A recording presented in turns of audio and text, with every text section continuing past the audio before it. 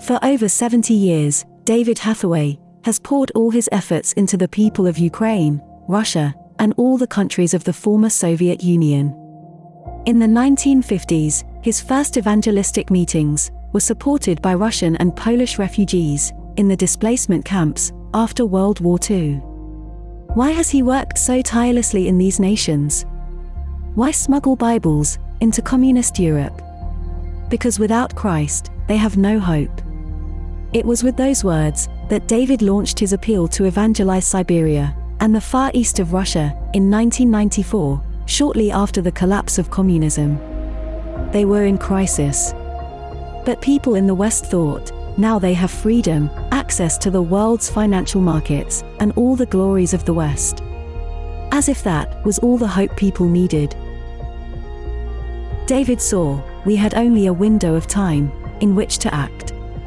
As we prayed and faithfully evangelized, from the Russian Far East to the Western borders, he believed God would incrementally extend the time in which we could work. And he did, with an incredible demonstration of his power in Russia, Ukraine, and in all those East European, former communist countries. In the early years, following the collapse of communism, David personally held over 300 evangelistic missions in the former Soviet countries, with hundreds of thousands of people saved. In 2002, David began to hold TV evangelism. In West Ukraine, the television company estimated that 90% of the 1.5 million population watched the broadcast. So many people called the TV station afterwards, wanting to see the programs all over again, that the TV director rebroadcast the program 5 times. To fulfill this vision has been all-out spiritual warfare. Spiritual warfare is not just praying, and we do thank God for those who pray. But it's going out there, facing the devil, head-on, and rescuing souls. For David, his greatest joy has been evangelizing and supporting Ukraine. In February 2014, the world watched aghast, but silent, as Russia seized Crimea, in a campaign that lasted only days.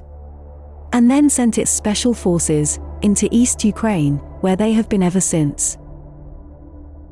In response to this, in 2015, David called the leaders of all the churches in Ukraine to unite, to call on God to protect the sovereignty of their nation. Few believed we could bring all the denominations together. But by a miracle, we did, holding the first National Day of Prayer for Ukraine in 2016. This has grown and continued every year since.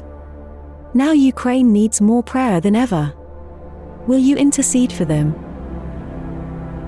In the Old Testament, the King of Israel cried out, "You alone are the God who is in heaven. You are ruler of all the kingdoms of the earth. You are powerful and mighty. No one can stand against you. Our God, will you not stop them? For we have no power to face this vast army that is attacking us. We do not know what to do, but our eyes are upon you." Despite the war in Ukraine, the churches are still active, ministering to hurting people, distributing Bibles, administering humanitarian aid. The war has caused so much damage to infrastructure, but an even greater damage to people's souls. Families are separated. Women and children are fleeing to neighboring nations. Many are trapped in cities, bombarded by bombs, and hiding in underground shelters. Will you help them?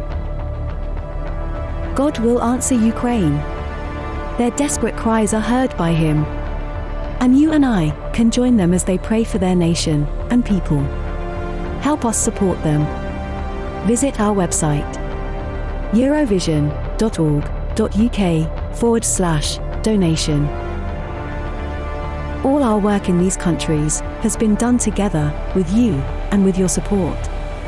Thank you, on behalf of all those people who were born into a world of darkness, but have been reborn into the kingdom of light, through the preaching of the good news of Jesus Christ. To support Ukraine at this time, visit our website, eurovision.org.uk/donation.